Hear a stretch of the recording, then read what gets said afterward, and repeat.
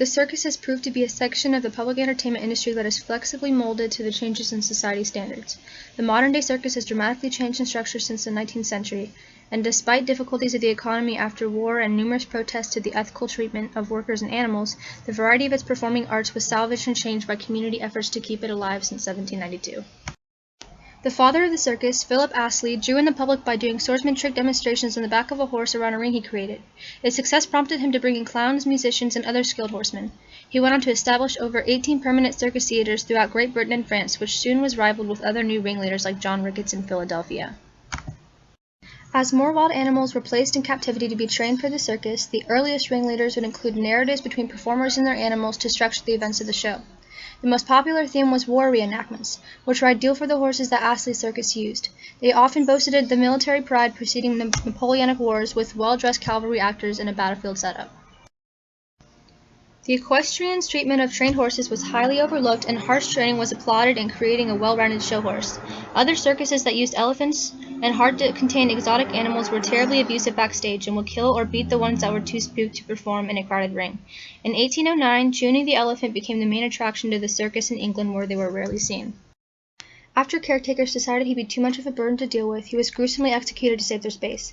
Public eulogies presented his and the intentional killings of many other known circus animals as accidental. Any accusations of abuse by the Protestant Church were drowned out by educationally based programs. Awareness of this wasn't made until the late 20th century, when the Environment Ministry temporarily banned the use of wild animals to be captive for training. The popularity of the circus increased in the 1830s because of P.T. Barnum's controversial displays of human abnormality. The master of deceit and hoax made his circus a spectacle to show off people who were subject to mental disability or had deformities like dwarfism.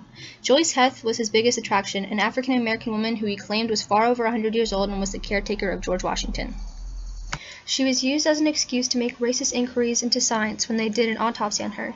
He devised derogatory stories to attract spectators and desensitize the public to its dehumanizing ideas by making up a sympathy story for them. Attractions of his like J.S., or Wee Pea, who was a dwarf, and Franklin Teeny, the man who had 3 legs, chose to work for him only because they weren't accepted anywhere else in society. It was recognized that the circus reflected the limits of what was acceptable display in the society at the time it was at. The backlash from expensive newspapers scorned the penny presses who gave distasteful advertisements for Barnum's circus. When Joice Heth's autopsy proved Barnum's claims about her age incorrect, onlookers began to recognize his fraud and started to reject the idea of unethical human displays. Influence from the Protestant Church prevented most American citizens from attending the circus because they deemed it immoral. The concern wasn't associated with the corrupted practices ringleaders enforced upon their employees or the potential for animal abuse, but the concept of its non-conservative acts. Men of the church were held accountable for attending the circus by the leaders and accused of sin for indulging in any form of entertainment in public. They appealed to the Michigan territorial legislature to pass anti-circus acts, and other states like New York and Connecticut followed by banning them. The Ringling Brothers, Ricketts, and other circus companies retaliated by incorporating religious or moral themes into their performing arts. They used animals to add an educational aspect or a political message to change the stereotypes that could have had them outlawed. The audience ended up being a majority of immigrant workers, since women weren't often seen out in public and pickpockets would keep parents from bringing their children. The Panic of 1837 and the Civil War threatened the downfall of the majority of smaller circus companies due to little room for commodity entertainment. The surviving ones were able to recover tremendously fast financially due to the work of illegal organizations such as the Flatfoots. They gained profit by trying to monopolize the growing need for circus animals in the industry. The big tops gave America a chance to cope after the war, and its growing popularity outplayed the pressure from the church. The circus slowly changed their advertisements to be aimed towards children, since it wasn't seen as a moral adult entertainment anymore. The after effects of the war changed society's attitude towards the circus, and families began to come too. Due to some of the Indian circuses, the Supreme Court banned the employment of children workers under 14 after doing an investigation of their living habits. The lifestyle of intense training was no issue compared to the amount of abusive behavior towards underage employees. With no other living options, thousands of orphan kids would live in corners of tents, receive minimum amounts of food and water, and were often victim to sexual abuse. The Supreme Court provided homes for children in circuses who were mistreated and demanded a change in environment for the children who were over 14, along with a less sporadic schedule. Instead of banning the participation of all young performers, they enabled them to continue practicing their talents and have an option besides the orphanage. They were beneficial to the circuses as well because, being younger, it was easier to train them. The circus was also helpful in breaking social boundaries that were not typically crossed. For a while, women were included in some aerobatic performances but were dressed in a very feminine manner. But as Australian female acrobats like Emma Lee and Madame Adeline continued to push the limits of the human body, they began to be recognized for their stereotypically masculine talents and not used anymore for display. Josiah Schergerade, the first female lion tamer in the 1880s, drew a lot of attention because dangerous routines were forbidden to women. Without assistance, she performed with a lion in the ring, having it jump hoops and narrating a story with it. Her act received so much popularity that she moved to work in Sydney, Australia, where after one show was asked to step down. The statement she made in the circus had the world questioning the gender implications given to women.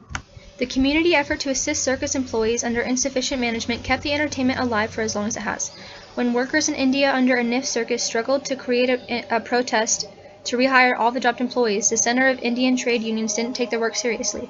Instead, they were noticed by local railway stations and given police help in gaining adequate conditions and creating a work union. Big companies flourished in business after each performance because work still had to be done. The effort it took in moving the circus to set up the big tops at every destination required hundreds of staff, horses, and trains to transport quickly. The community gathered to witness the massive tents being set up and other exotic animals being unloaded, which created less of a need for advertisement work. The purpose of the circus wasn't just for entertainment, but to provide a sense of community and spread a message. The Ethiopian circus was fundamentally different in style and used traditional dances, costumes, and musical parades to help the nation cope with current economic issues and HIV. The country's upraising of their own unique circus gave them a way to express national identity and educational awareness of current events. The resilience of the circus is due to its communication with what the public found entertaining and acceptable through newspapers, laws, and protests.